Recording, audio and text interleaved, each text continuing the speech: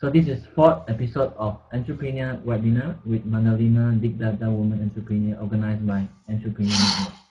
So welcome to the webinar. My name is Lex, startup founder and founder of Entrepreneur Network. But before the start of this webinar, I would like to explain you briefly about Entrepreneur Network.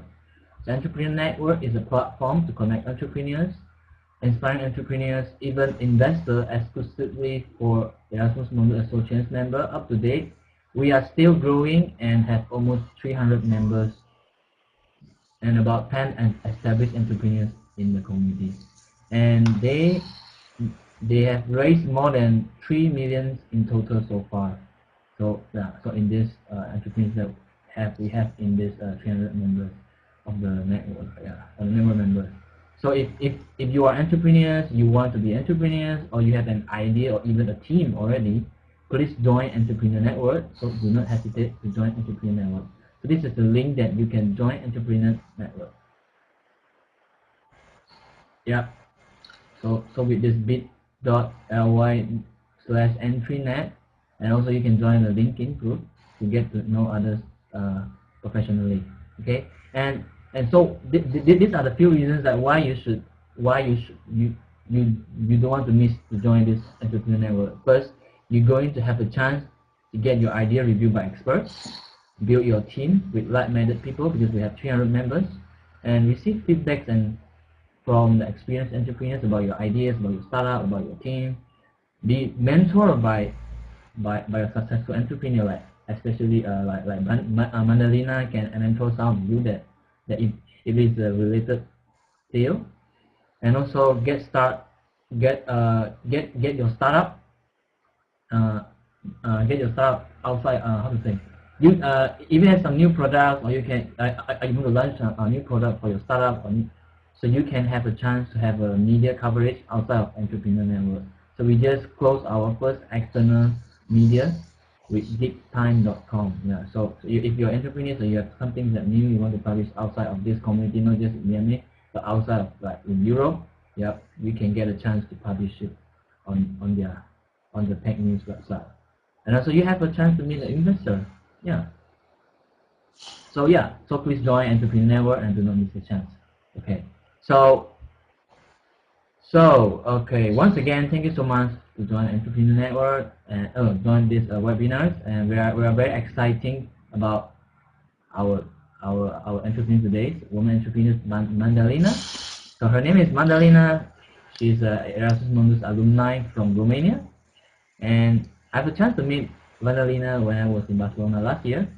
And Madalina, we are so interested to know about how you started to build, started to build your startup and supported and funded by incubators in Barcelona. So are you ready, Madalina? Ready. Okay. Good. Wait. Just for a reminder for all the audience, please feel free to ask any questions in the chat box, and we will get back to you. Yeah. Ask any kind of hard question to Madalina. Okay, Madalina. Oh my goodness. Yeah. So you'll try to answer your questions, and we want to make this webinar as interactive as possible. Okay. Okay. So Madalina, so give us a little insight about you. Tell us about yourself personally. Yeah. Okay. I would start with the fact that I finished the Erasmus Mundus Master in IT for BI, in Information Technologies for Business Intelligence, and after, in my third semester, actually, I reached to Barcelona, and in Barcelona I found, first of all, a great city, and second of all, an entrepreneurial culture that I didn't manage to find in the rest of Europe, in the other countries where I've been. So somehow through the master, I reached to an incubator that follows the American model of how they do business and stuff like that. And I managed to incorporate my somehow master thesis in this incubator. After working for them some time, shortly after that, I incorporated my company here. What really helped me is that the incubator is based in big data technologies, and this is exactly what I was studying. So somehow it was a very good starting point for me to have this, first of all, support in Barcelona for entrepreneurship, because they help from things like funding to forming your team. You basically start from zero. And that was the thing that I needed the most. Because at that time I didn't have a team, I didn't have funding, I didn't have any contacts in Barcelona, but for all that, the ecosystem here and the entrepreneurial ecosystem is really good for starting a business from scratch. In other countries, I've seen incubators where you had to have already the team, you had to have an MVP, you had to have a couple of clients, and after that they were continuing from there. But what I really needed the most was the initial steps, how to start in this. Because I'm an engineer and also an economist, but for all that in school, I never had the opportunity to see the practical steps. How exactly should I start? I knew what I have to do afterwards, but I didn't know how to start. So seeing other people that have done exactly the same things was really helpful for me here. So that's a little bit of my background. Wow. Okay.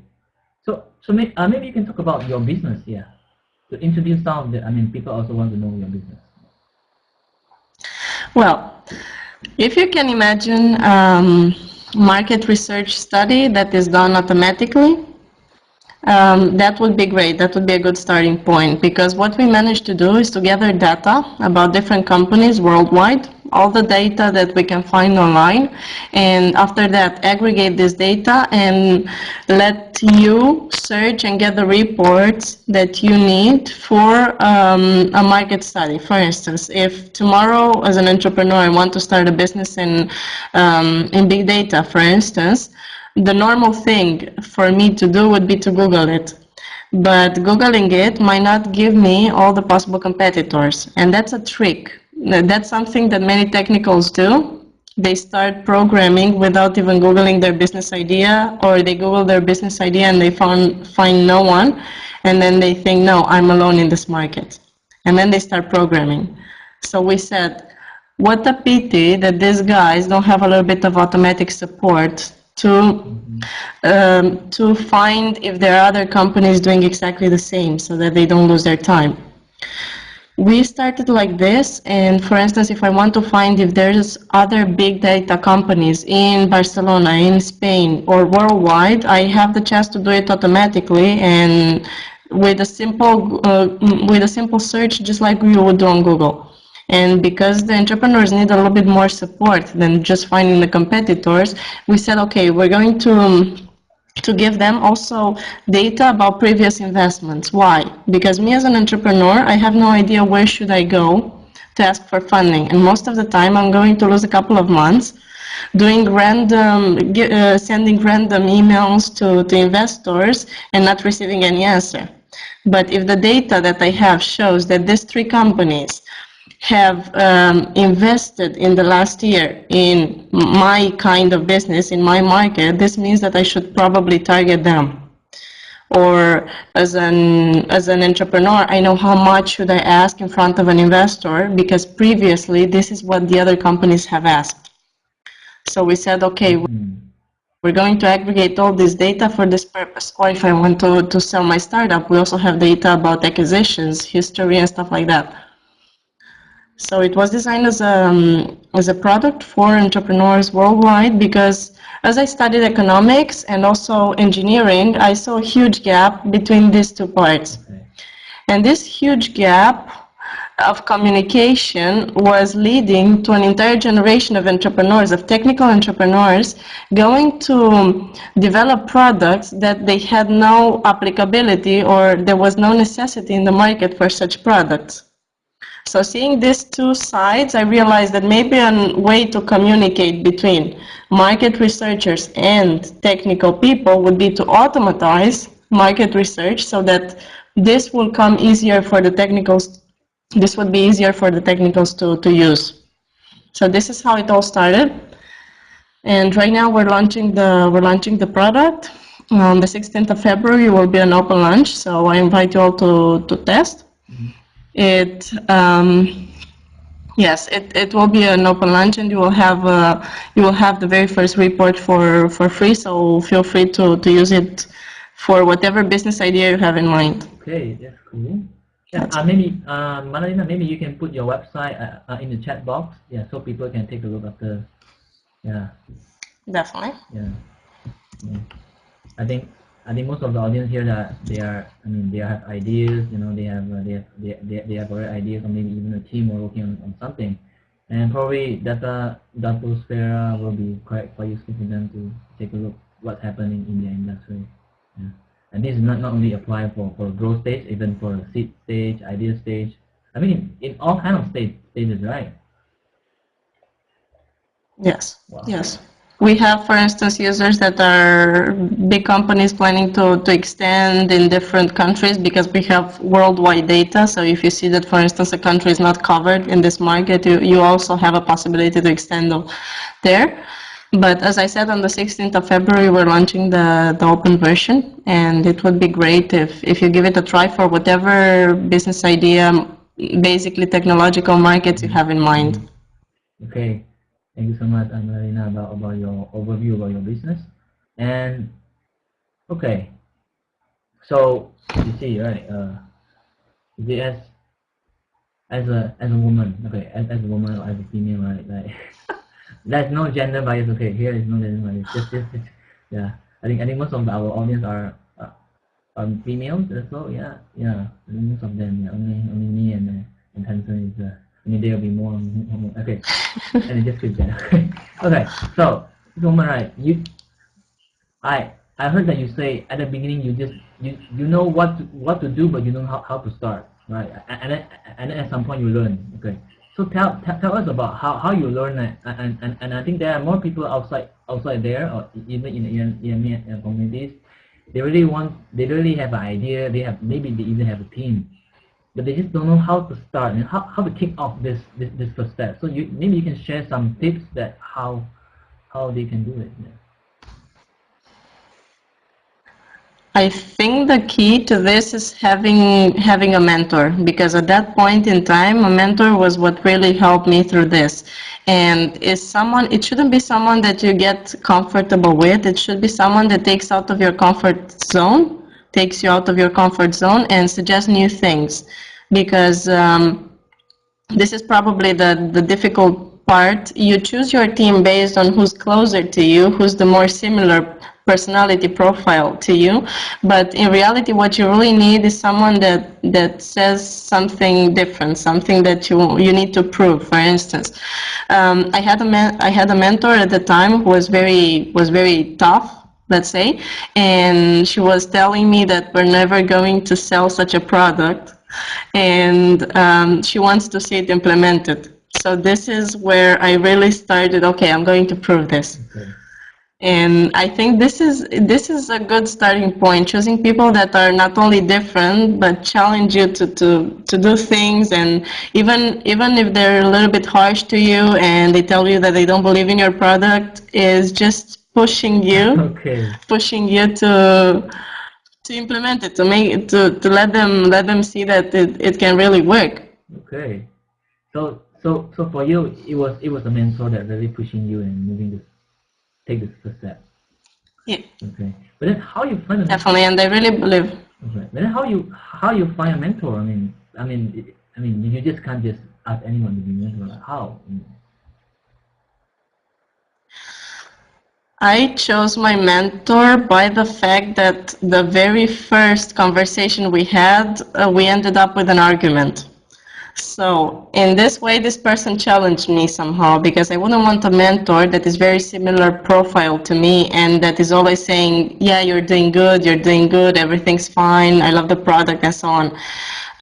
This is not useful for you in this stage. You need persons that are very critical. So these mentors, I managed to find them with a very simple meeting or through the incubator, the contacts that they provided, or going to different events, entrepreneurship events, or even going to an acceleration program to give an interview. I managed to find the people that were a little bit pushing me to go far. And even though they were sometimes saying very difficult things to do, or very harsh. They were very harsh to me in the beginning. I think this is very useful because you realize that you need an honest opinion, and if someone thinks that there's a big problem with your business idea, they should tell it to you honestly right now before you start.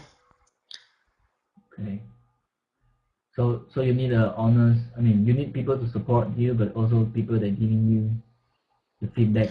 Negative. I mean, not just a positive feedback, but even a negative feedback. I honestly need a more negative opinion, a more critical opinion on the business idea, because this is really the feedback that I need. In the very beginning, especially when you are part of an incubator, you're somehow protected from this external environment where everybody tells you how great is your business idea, and they all want to use it, and they're all being very polite because you're in the stage where they have to support you. But for all that, this type of safe environment is not good for your ambition, for your motivation. So getting out of the building, hearing very critical comments, hearing people that tell you that you're never going to do such a tool, that call me. I even heard an investor telling me to call him if I succeed, or things like this. Okay. And okay, I think that's the important part. Okay, so they really challenge you a lot. They really challenge you. Wow. Definitely. Wow. I think you are tough. You have to. You have to. You have to be It's tough. really nice. It's really nice to hear people telling you how great is your business idea and so on. But at some point, you end up living in a bubble where everything is great and your product is good, and then you launch it and you have the surprise that no one actually needs such a product. Okay, that's really true. That's really true. Okay, thanks. And what about? Okay, so you are. I mean, you are in the incubator, right? You're incubated in an incubator called Incubion.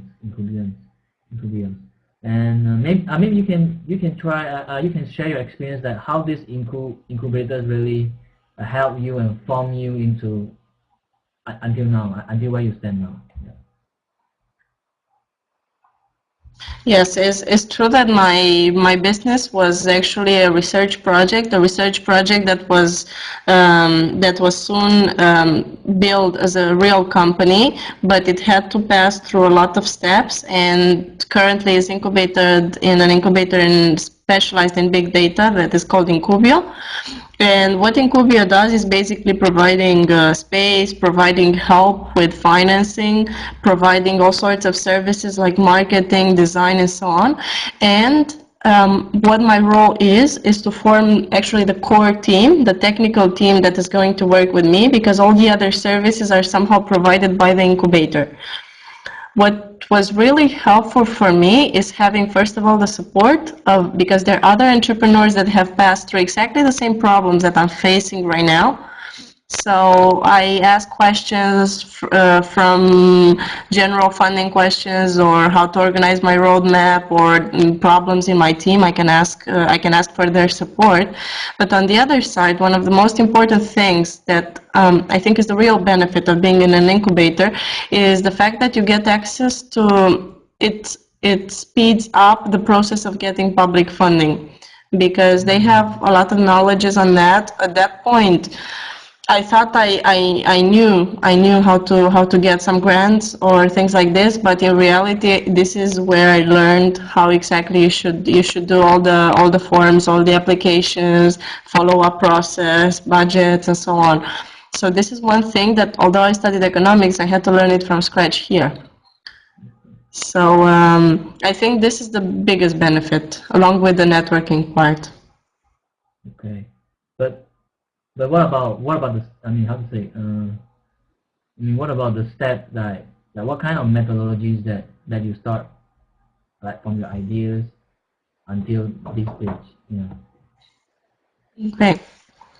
In Incubio, they have a method that is called Incubio method, and this method is basically showing you step by step how you should start, and this method is based on the experience of the other projects.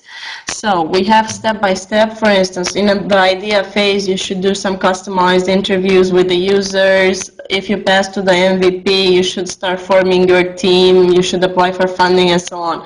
So everything is very well documented, and not only that, but you also have the help from the other projects that have passed through exactly the same stage, because there are projects here that have already like 3 years in this market, big data market, and there are other projects that just starting right now. So I have the possibility to be mentored and to mentor inside the same company. Oh, okay. So you actually have the chance to interact with the expert in the field as well. Wow. Definitely. Wow. Okay. So okay, it's good. It's really good. Mm. So yeah. Just a reminder again. If you all have any questions, any burning questions that want to ask Madalina, please feel free to do it, and she is ready to answer any kind of hard questions. Okay. Yes. Yes. Okay. Let me check something. So, okay, Madalina. Okay. I think you told us about why you started Datosphera, right? Datosphera. I mean, how this idea came from? I mean, do you have this idea like long time ago, or it just like, or it just is part of research, and then you try to find applications, or it just like it's already in your mind, or it's because of the of incubators really help you to form your ideas. Yeah, tell us about it. I think that to have enough motivation to start a company, the idea has to come from your personal experience, from something that you have lived before as a user or as a person that just has a problem. So if you are the person that had the problem, this is even more, this is going to motivate you for a couple of years to go through this project. Otherwise, if it's someone else's idea, most probably is going to be for you, is going to look for you like a waste of time. So what it happened to me as I studied, I told you I studied first of all bachelor's in economics, and then I studied the master in computer science. I was actually seeing two parts that were actually very different, one from each other, and their collaboration would have brought them a lot of benefit. On the other side, the economists were not able to talk in computer science language with the engineers, and the engineers didn't want to hear from the other side. So I was all the time in the middle between these two parts. What actually happened is that when I studied a master in computer science, many of my colleagues, engineers, were coming to me with some already developed products, MVPs, that they haven't done any market research at all. And they were asking me something like, as you studied economics before, please tell me how to sell this product. And I was feeling really bad for them because most of them did a very hard job, and they were technically very, very good people. But on the other side, their products were basically copies of another copies, or there were products that had no applicability. No one would need or would pay for such a product. So after developing for 5-6 months an MVP, I was the bad one that I had to tell them, you know what, you lost your time because you haven't done a proper market research before. So seeing these two parts that never collaborated made me realize that is a potential in this market to merge the marketing side with the technicals and adapt it to the engineers, because they wanted an automatic web page where they can just check if there are other companies doing exactly the same. And I think this would be very valuable before they start, because most of them, as I told you, lose around 6 months on some products, and then they tend to say to everyone that they failed in entrepreneurship. I don't think they failed. I think they just didn't have enough support or enough money to do a market research, or sometimes they didn't have a friend that can do this market research part for them. Wow. That explains that Datosphera is very, very useful, huh? Yes, it is. Yeah. Okay. And It is, but in the same time, I wouldn't say that in Datosphera I'm not making some of the mistakes that the technical entrepreneurs have done. So sometimes I see myself in the same situation. Yeah, you learn from mistakes, right? You learn from mistakes. Yes. Okay. Okay. Let's go back to the woman topic. Woman as entrepreneurs. Okay.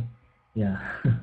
And let's say tell Vanessa, tell us about, is there any disadvantage or even advantage as a woman in the entrepreneurial journey? Tell us about. Okay. To be honest, this can be a very tough thing for you if you have it in your mind all the time. So for instance, if you go with a mindset in front of the investor and you think, no, no, no, they're going to discriminate me because I'm a woman, you'll have problems. But if you just don't think about it, I don't think is such a big deal. On the other side, so everything comes from the way you tend to see these things. I never honestly felt that discriminated in this world, but there are some contexts or some things you should really take care with, because for instance it happened to me that there were a couple of private investors that I was warned before that I shouldn't contact because I'm a woman, and they don't. But this is a very honest feedback, and on the other side, there are some things you can do about this, because I always tend to get a male figure or someone that could go to such meetings instead of me. So that's not a big issue. I was surprised to see how in Spain they tend to tell these things straight away, and they're not afraid to say to say these things. Something that in Germany would be considered discrimination, here is considered, well, I'm going to save your time and don't go in front of these investors because you're basically losing your time. What I was really lucky is the fact that we are using public funding. I didn't have to go to private investors. I didn't have to prove anything. And dealing just with the incubators with this public money helped me a lot, because in this way you minimize the risk that you are going to be rejected. I think it depends on country to country. There are some cultural implications here, because what I see in Spain is definitely not what I've seen in the other countries where I've been. So here, being a woman entrepreneur is something that attracts a lot of attention, and there are even a couple of newspapers that want to do some interviews with me just for the fact that I'm a woman, and I don't think that's really fair, because I think there are more things. I think there are more things to see other than that, and my case is worse because I'm actually a woman entrepreneur in IT. Okay. So in IT, in this technology world, I mean that is 2 times worse. Because if I would have been a woman entrepreneur in any other field other than technology, that would have been probably better. But in technology, first of all, you have to prove that you have technical studies, you can answer technical questions, and after you pass this initial barrier, that is proving that you have the sufficient knowledge, even if you're a girl, after that they tend to listen you. But first, it was really helpful for me to have technical studies, because if I didn't have technical studies in this field, I would probably have had really big problems, because I couldn't pass this initial phase of proving that I'm really worth listening to, even though I talk about technology. So that was very, very helpful. And the fact that you're being given attention just for the fact that you're a woman, I don't think is really fair. Well, I think there are other things to measure. I think because I think it is nice to have attention, not because that you have attention is good for you, but actually you have attention, actually you can inspire other women to be in the field. Like, I mean, even I'm a technical founder, I'm a woman, I can do it. And if you are any other kind, you can do it. If you can, I can do it. You can do it. Yeah, I think it is good to inspire other people that they have ideas and even women. I think women tend to be more creative at some point. So yeah, it's always nice to have a woman co-founder or even in the team. Yeah, it's always nice. Yeah. And one thing that really helped me to go through this, because entrepreneurship is also about managing a team. And if you are not wisely choosing the people in your team, you can lose credibility very fast. So it's true that all the time when I'm recruiting people in my team, I choose special profiles that are mature enough to understand that you know, someone just will manage you even though there's some. I mean, sometimes I understand that it would be probably more credible for them to have a man that's the entrepreneur leading all the business. But if you choose wisely the profiles, if you choose your team to be balanced and to understand that, to be open-minded basically, and if they're open-minded, I think all the other things are easily understandable, and that would be a key point for the management style. But I totally agree with the fact that we can be much more creative in some things, and most of the time I see things completely different than my colleagues. So it can bring some sort of consumer perspective in this. Yeah, I agree with that one. Yeah. So maybe you can tell us about your personal habit that you believe that contribute to where you stand now. Personal background. First of all, the personal habit, like what's the personal attitude, habit, you know. Okay. Personal habits. First of all, I tend to choose mentors that are women as well, because most of the time in this technology world, you tend to feel a little bit alone. And I can give you an example. Coming from a technology-based company, is very difficult to find another girls and to actually recruit them. So that's a big issue. I tend to choose and to talk weekly with my woman mentors, and they give me a fresh new perspective, or they help me a lot. I also have men that are my mentors, but I discuss other things with them. So it is always good to mix a little bit, even though we are in a technology world where it's very difficult to find. It's very difficult to find woman mentors, but there are some associations where you can find them, or some events, so you have to look a lot for this. Other habits. Well, I don't know if other than that there would be something particular I'm doing. I passed through different countries throughout the years. I've seen different management styles, and my current management style is a reflection to the fact that I'm a woman entrepreneur. So I tend to listen to them a lot, and I think that's a very good point that some men entrepreneurs don't really understand. So that would be it. And I see that Caroline is asking about the profiles or the values inside of the team. Well, you could answer it. Yeah. Hard question, you know not that. hard enough. Maybe not hard enough, no? No worries.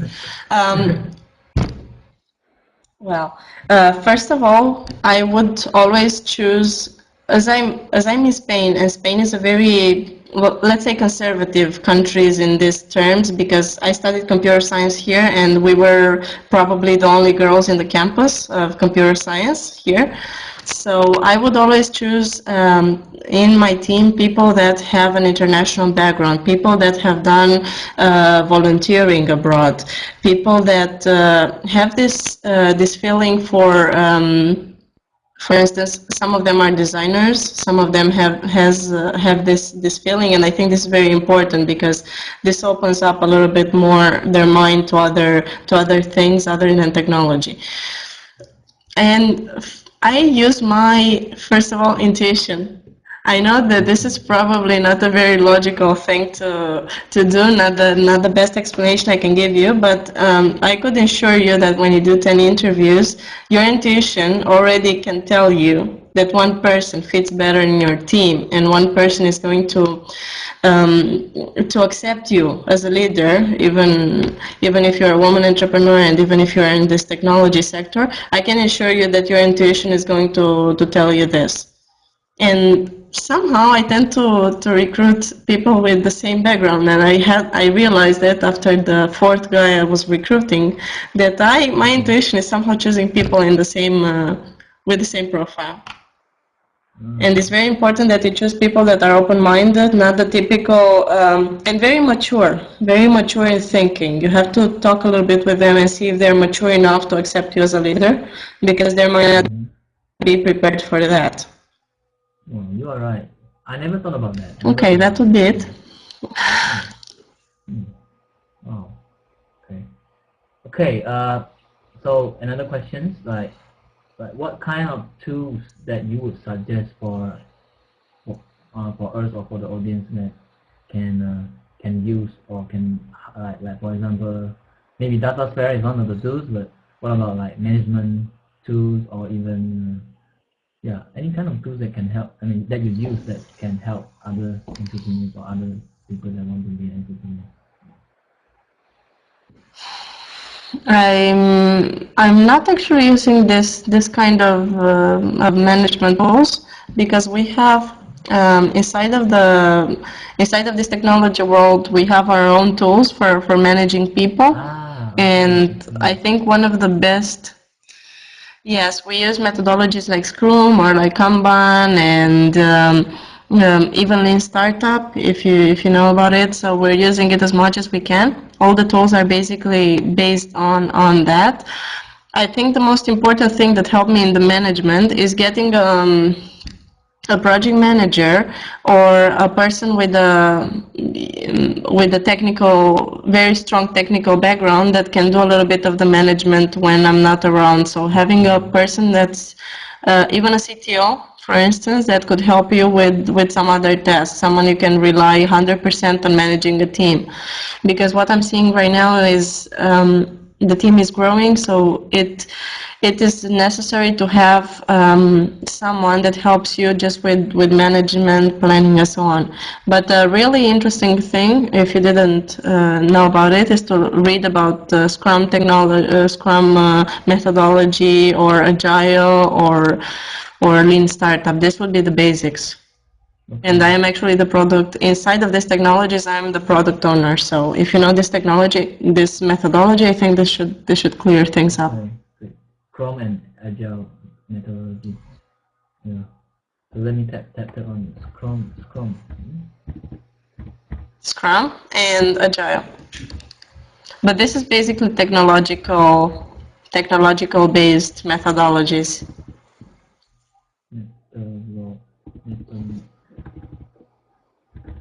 Especially if you are doing project management, these technologies are very interesting. It says that you should develop your product not in the whole package, but you should develop it step by step.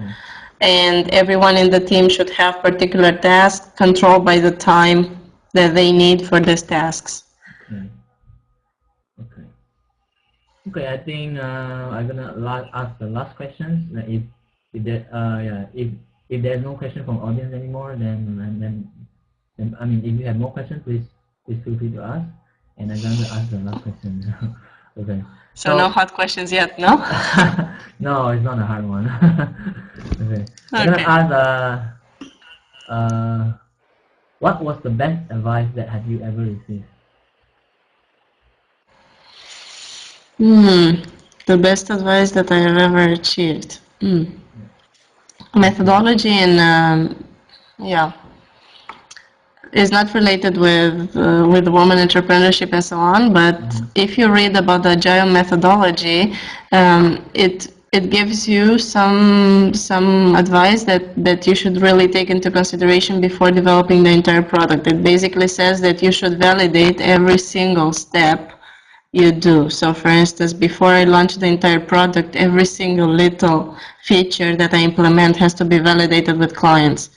And the best advice I received is to go out of the building as much as I can and to talk to my users. Don't expect for them to come to me, and I would rather go out of the building and talk myself to them. What are the problems, and not what are the problems with my entire product, what are the problems with every single little feature that I want to add to my product, so that I know that the basis on which I'm constructing my product is a solid one, is a basis on that is really necessary for the people.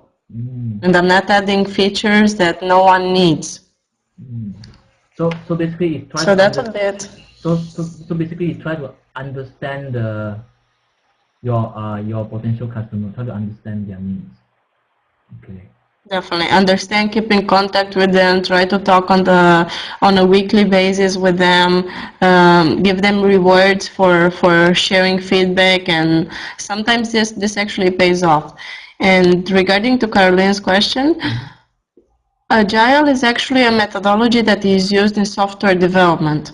For all that, it would not be bad to take a look on the entire methodology and try to apply it on biology.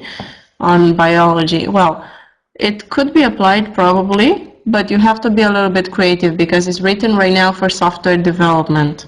So if this product is related to software, it has some software methodology, it could be applied to that, but you have to be creative. I told you, is a particular technology software development tool. For all that, no one says that you cannot use it for anything else. Validating in very small steps, it might be a good idea for a product and that's working with biology. Yeah, so maybe there are some parts that can be implemented, probably not all the parts. Yeah. Okay. Definitely. What I really learned during these years is that an entire product is not something practical, because what my temptation as an entrepreneur is to start developing and to see it done completely as it is in my mind. And sometimes I imagine things that for the people have no relevance. And you can lose 1 year or you can lose 2 years developing the perfect product, and after that, when you launch it, you see that no one actually needs it and you have no visitors and no customers and so on, and you have lost 2 years developing the perfect one that's perfect just in your head, because other than that is unnecessary. Instead of going 3 months small modules or even 1 month for developing a feature, talking to people, see if they like it or not. If they don't like it, at least I take it out before I start building on the top of that. And if they like it, perfectly, I'm going to continue with that. It means I'm doing good what I'm doing. Okay. So I think, firstly, you have to validate your ideas, validate the products that you want to build. Like let's say for example, I want to build a Spotify for movie, for example. Then I need to go out to the building and ask, hey, do you think you will like it or not? And then you try to validate it scientifically, step by step. And then maybe at some point, yeah, people maybe like it, or maybe just nobody care about it at all. People just use YouTube. Something like that. Do you happen to know the book that is called The Mom Test?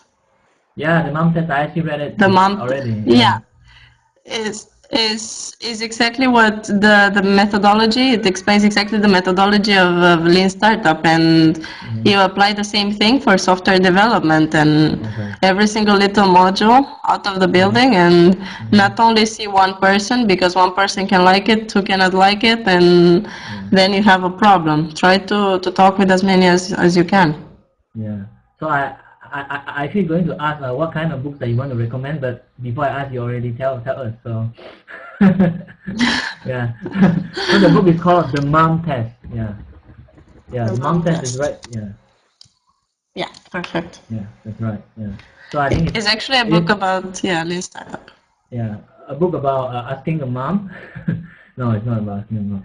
A book about asking the right question in the right way and the right moment, so that you will get an honest feedback. We don't want to get a fake feedback. Usually when I mean I have experience as well. Usually when I tell people about my idea, they say, "Oh my God, that's so good, man! I'm gonna buy it when you launch."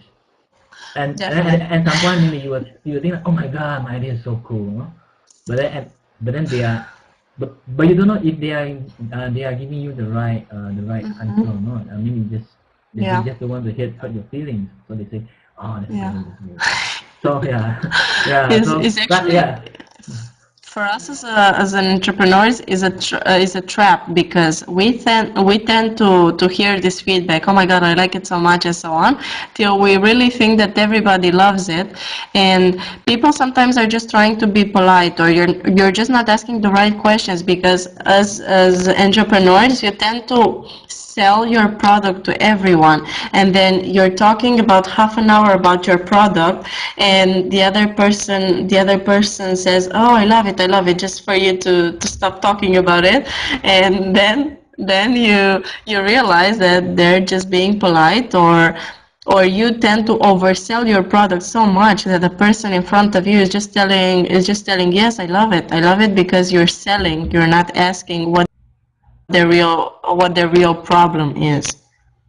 So yeah, what basically this book says is that you should focus always on their necessities. You shouldn't do the interview as a typical sales pitch.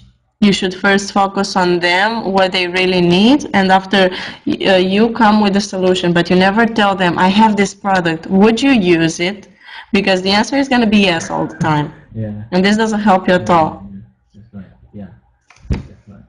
So yeah, I think that's it. We are like almost achieved 1 hour of this webinar, and I mean, okay, we give you like 30 seconds. So if you have more questions, please type it in the chat box. Yeah, and we didn't yet have any hot questions. Oh my God, I'm not challenging you. That's a pity. No, not that much. Okay. Okay. I expect it to be more tough, but oh my God. Okay. Maybe I ask you one question, a tough one, no? Yeah. I mean, not tough. Okay. Last question. Okay. Imagine that tomorrow, okay, you have nothing. You have a brand new world, and you only have $100. What are you gonna do?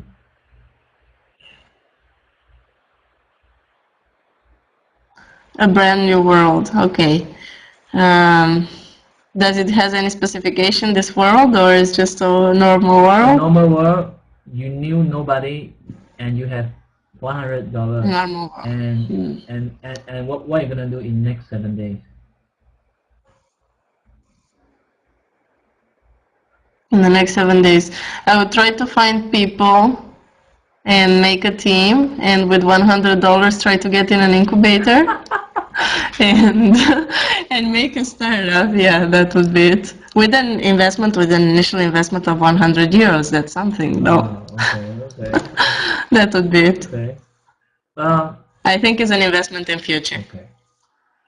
Good. I think that's it. I think nobody's got any question anymore. Okay. So thank you so much, Madalina, for your time, for your effort, and yeah. Thank you. And maybe you should tell us when you launch, and like summarize again, so that people can notice it and people can try it. Yeah. As I said, you can check the website on starting 16th of February, because we're going to have an open version, and this open version you can have even one free report to test your business idea. So if you have any business idea in mind, anything that you want to test, if there's competitors or not, you can test it, as long as it's related with the technological, with online types of business. So you'll have the chance to test the product yourself, starting 16th February. Cool. So in basically 3 weeks. Cool. Yeah. Exactly 3 weeks. Okay. For those that just joined, please join Entrepreneur Network if you're not yet, and if you join Entrepreneur Network, you'll get different kind of like services, so you can get your idea reviewed by experts. You can build your team with like-minded people, because we have 300 members that they are entrepreneurial, like very entrepreneurial, like interested in entrepreneurship, and then you can get that as a team. And you can receive feedback from experienced entrepreneurs like Madalina, and also you can be mentor as well if you choose one of the mentors. And also you can start and also you can have the chance to meet investors if you are entrepreneurs already. So yeah, thank you so much, Madalina, and thanks to all of you that joining this webinar. And this webinar will be recorded and will be live on YouTube. So if you miss some part of it, do not worry. Just go back to YouTube and you won't miss anything. And yeah. Okay, thank you too. Yeah. I remember that Lumanita is in Valencia, so maybe you can meet Madalina at some point when you visit Barcelona. Yeah. Okay, that's a good idea. Yeah. Okay. So thank you so much again, and I hope you all have a nice weekend and good luck for all your projects. And please do not, please stay tuned with the entrepreneur webinar, because next month probably will be aerospace. Oh, who knows? Yeah. Next month, next month will be aerospace entrepreneurs. Yeah, he's from India and he just closed 1 million deal with a German aerospace agency. So he probably will give a webinar again. So please do not miss out and stay tuned. Thanks. Okay, so he's not getting any hard questions, right? Oh, he's getting more hard questions. I don't know. Okay. Great. Thanks a lot. Okay. Thanks. Thanks Bye. a lot. Thank you.